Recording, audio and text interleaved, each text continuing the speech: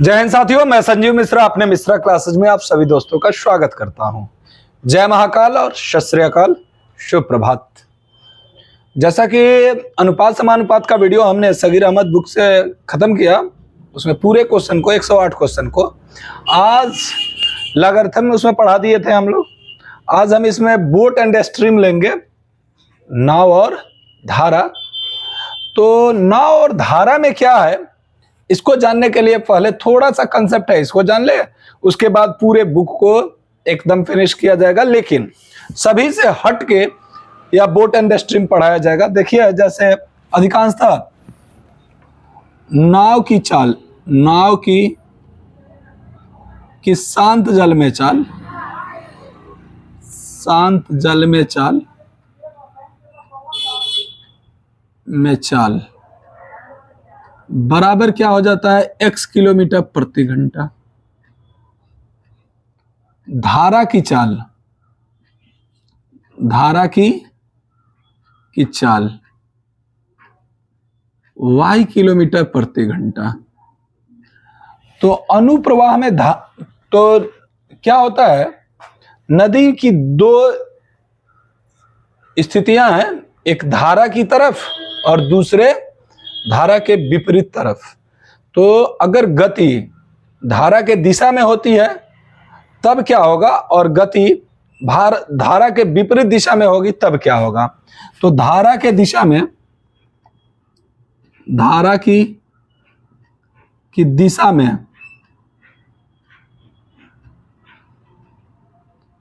में नाव की चाल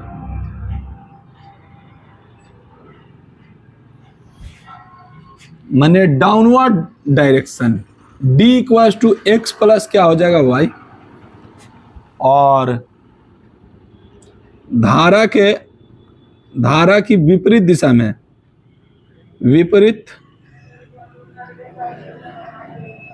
दिशा में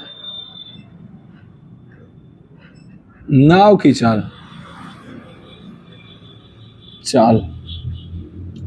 अपवर्ड डायरेक्शन क्या हो जाएगा, डाउन स्ट्रीम और अप स्ट्रीम।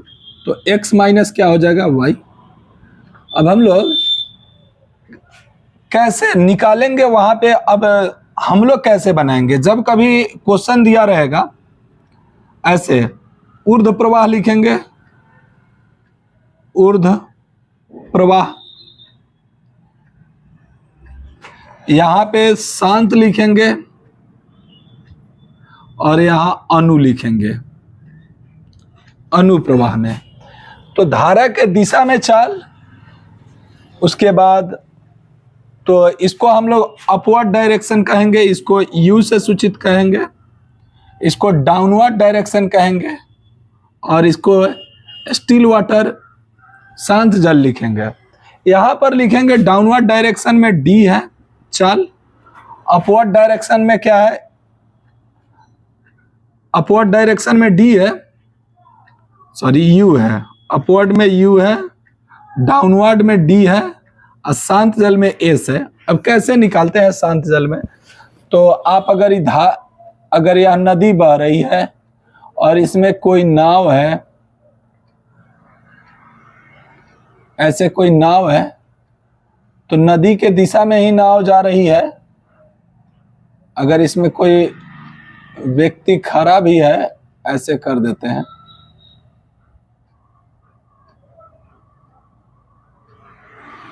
अगर इधर या जा रहा है तो इसकी चाल हो जाएगी x plus y, downward direction. और यही धारा है, अगर नाव धारा के विपरीत दिशा में जा रहा है, धारा के विपरीत दिशा में अगर नाव जा रहा है,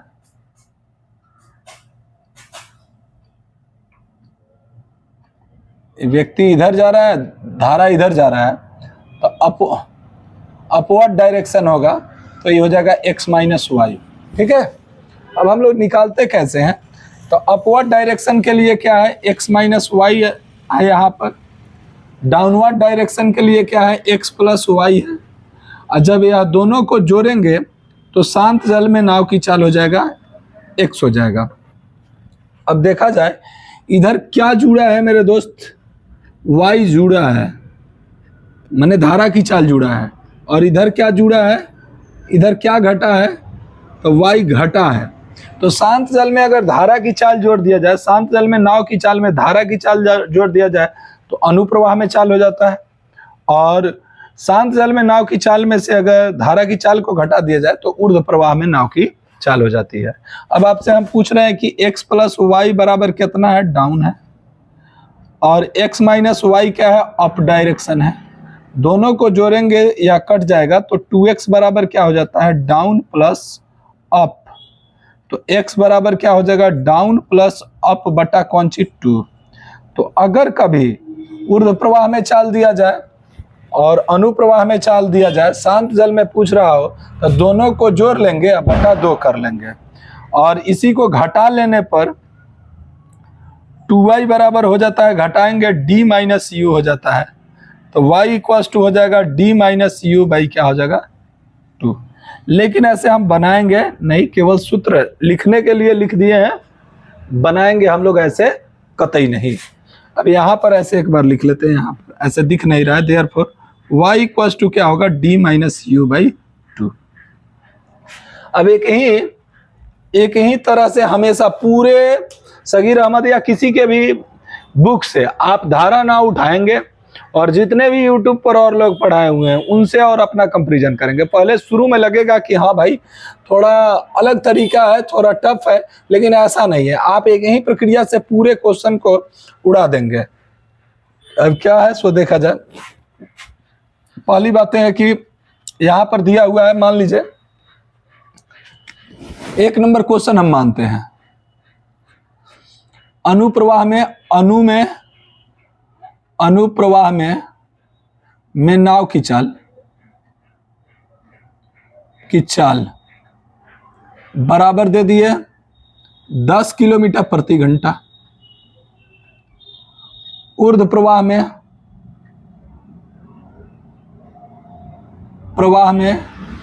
नाव की चाल बराबर दे दिए 4 किलोमीटर प्रति घंटा। तो पूछा जाएगा शांत जल में नाव की चाल, शांत जल में नाव की चाल बराबर क्या, और धारा की चाल क्या, यह दोनों पूछा जाएगा। अनुभव की चीजें हैं, आप कभी साइकिल चलाए होंगे चाहे कुछ भी, तो आप देखे होंगे अगर हवा के दिशा में आप साइकिल ले जाते हैं तो साइकिल तेजी से चलता है। पूर्वैया बह रहा हो और आप पश्चिम की ओर जा रहे हो, पछिया बह रहे हैं और पूर्व की ओर जा रहे हो, तो उस स्थिति में क्या होगा, साइकिल तेज चलेगा, धीमा चलेगा, ऐसा आप अनुभव किए होंगे। अब देखिए दिशा में अगर जिधर हवा बहता है उधर साइकिल चलाइएगा तो तेजी से चलेगा, और विपरीत दिशा में चलाइएगा तो हवा के गति से ज़्यादा गति होगा तभी आपका साइकिल चलेगा, नहीं तो आंधी आने पर हम लोग रुक जाते हैं। वही बातें हैं। अब चला जाए, इसको हम लोग लिखेंगे अनु, लिख देते हैं यहाँ पे अनु, यहाँ पर लिखते हैं शांत, यही एगो बात रहेगी, और यहाँ पर लिखेंगे ऊर्ध्व। अब कैसे, अनुप्रवाह में 10 किलोमीटर है प्रति घंटा है, ऊर्ध्व प्रवाह में 4 किलोमीटर प्रति घंटा है। अभी दोनों को जोड़कर आधा कर देना है, 14 है तो 7 किलोमीटर प्रति घंटा हो जाएगा। और इधर से अंतर देख लेना है, तो ये धारा का चाल की चाल बराबर क्या हो जाएगा, अंतर दोनों का 3 किलोमीटर प्रति घंटा। किधरों से अंतर देखिएगा, इधर से भी देखिएगा तो वही आएगा अंतर, 3 किलोमीटर प्रति घंटा।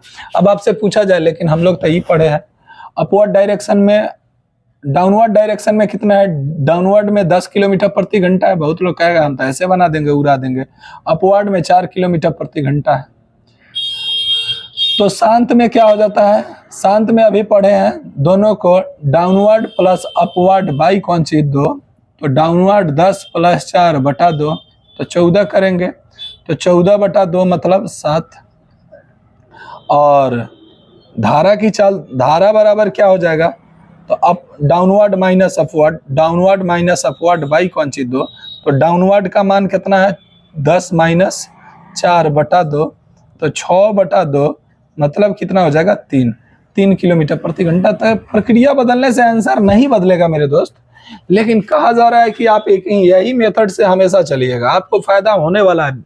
मैं एकदम पूरे विश्वास पूरे निष्ठा के साथ बात कर रहा हूँ, ऐसा नहीं बोल रहा हूँ कि आप ऐसे तो बना ही लेंगे, आप ऐसे बनाते भी होंगे, बहुत यूट्यूबर बनाते भी हैं, लेकिन आप हमेशा इसी प्रक्रिया को याद रखिए। आपसे एक भी क्वेश्चन स्किप नहीं होने देंगे, इसकी गारंटी है हमारी, ठीक है। अब चलिए हम लोग लेते हैं, ऐसे बनाएंगे भी, आपको अगर समझ में आ रहा है तो अभी आप छोड़ ही दीजिए, अगर बनाए होंगे कभी भी तो। अब हम क्वेश्चन एक ठो देते हैं आपको, इसी टाइप का क्वेश्चन है। ये क्वेश्चन नंबर 1 था। अब क्वेश्चन नंबर 2 लिखिए।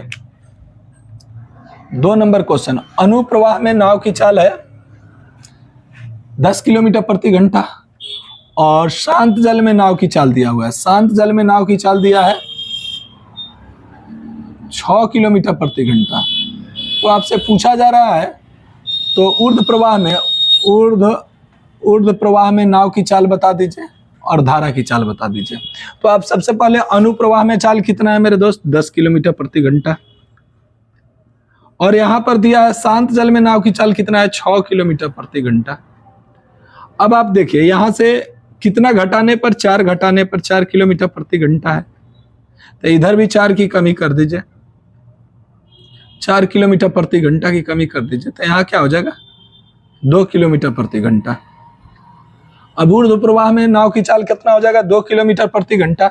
यह वाला जो है वह कौन सी का चाल है, तो धारा की चाल क्या हो जाएगा, धारा हो जाएगा 4 किलोमीटर प्रति घंटा,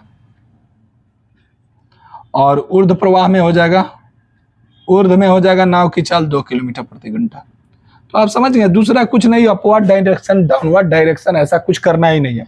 आपको यहाँ 10 दिया था या 6 दिया था, यहाँ वाला पूछा है घटने पर हो रहा है, तो इसको हमेशा ही दोनों का डिफरेंस धारा की चाल होती है, यहाँ दोनों का डिफरेंस, तो 6 में से 4 जाएगा, क्या हो जाएगा 2 किलोमीटर प्रति घंटा। आपसे यह भी पूछा जाएगा ऊर्ध्व प्रवाह में नाव की चाल कितना है, 3 किलोमीटर प्रति घंटा है, शांत जल में नाव की चाल है 5 किलोमीटर प्रति घंटा। आपसे पूछा जाएगा कि अनुप्रवाह में नाव की चाल बता दे, इसको चुपचाप मिटाइए, फिर अनु ऊर्ध्व शांत लिखिए। आप हमेशा लिखिएगा अनु शांत ऊर्ध्व, तो अनुप्रवाह में मालूम नहीं है कि क्या होगा, यहाँ पर पूछ रहा है, यह दिया है ऊर्ध्व प्रवाह में, तो शांत जल में नाव की चाल 5 किलोमीटर प्रति घंटा है, यह 3 किलोमीटर प्रति घंटा। तो देखिए इधर जब भी हम लोग जाएंगे तब बढ़ रहे हैं, तो 3 में कितना जोड़ दे, 2 किलोमीटर प्रति घंटा जोड़ दिए, तो धारा की चाल हो गया 2 किलोमीटर प्रति घंटा। फिर इधर आप 2 किलोमीटर जोड़ दीजिए, तब 5 2 7 किलोमीटर प्रति घंटा। आप फिर से देखना है, दोनों के जोड़ के आधा कीजिए, ये आइए जाएगा, तो 2 किलोमीटर प्रति घंटा इधर जोड़ लिए, तो आंसर आ जाएगा अनुप्रवाह में नाव की चाल हो जाएगा 7 किलोमीटर प्रति घंटा, और शांत जल और धारा की चाल हो जाएगा 2 किलोमीटर प्रति घंटा। ठीक है, इस तरह से क्वेश्चन में कुछ दिए रहेंगे, आपसे पूछा जाएगा। अब की बार दे दिया जाएगा शांत जल में नाव की चाल, ये 3 नंबर क्वेश्चन था, या क्वेश्चन नंबर क्या था, 3 था। अब आपसे हम पूछे, यहाँ पर दिया रहेगा, अब की बार दिया रहेगा 4 नंबर क्वेश्चन में हम बता रहे हैं, अब की बार दे देगा अनुप्रवाह में ऊर्ध्व प्रवाह में शांत जल में नाव की चाल दे दिया 4 किलोमीटर प्रति घंटा, और धारा की चाल हम की बार दे दिया कितना, 2 किलोमीटर प्रति घंटा। तो आपसे पूछा कि शांत जल में नाव की चाल, तो ऊर्ध्व प्रवाह में अनुप्रवाह में दोनों में पूछ देगा कि नाव की चाल। तो शांत जल में आप देख लीजिए सबसे पहले कितना है, शांत जल में नाव की चाल 4 किलोमीटर प्रति घंटा है मेरे दोस्त। इधर अगर जाएंगे तो घट जाएंगे, तो इधर -2 किलोमीटर प्रति घंटा कर दीजिए, धारा की चाल यही है। इधर जाएंगे तो जुड़ जाएंगे, इधर +2 किलोमीटर प्रति घंटा कर दीजिए, 6 किलोमीटर प्रति घंटा हो जाएगा, इधर हो जाएगा 2 किलोमीटर प्रति घंटा। अब आप ऐसे ही बता सकते हैं कि अनुप्रवाह में ऊर्ध्व प्रवाह में क्या क्या चल रहा है, तो अनुप्रवाह में नाव की चाल क्या होगा, ऊर्ध्व प्रवाह में नाव की चाल क्या होगा, इस तरह से हम लोग बना ले रहे हैं। और अगर वीडियो आपको अच्छा लग रहा हो तो आज तो केवल इस मान लीजिए कि ऐसे डेमो क्लास ही लिए, इसमें केवल थोड़ा देर के लिए बताया गया। और मिलते हैं आपसे अगले वीडियो में पूरे सगीर अहमद बुक के एक एक क्वेश्चन को लेकर, और तब तक के लिए बाय बाय, टेक केयर, जय हिंद, जय भारत। अगर मेरे चैनल पर आप नए होंगे तो प्लीज़ एक बार अपने चैनल को शेयर सब्सक्राइब कर देंगे।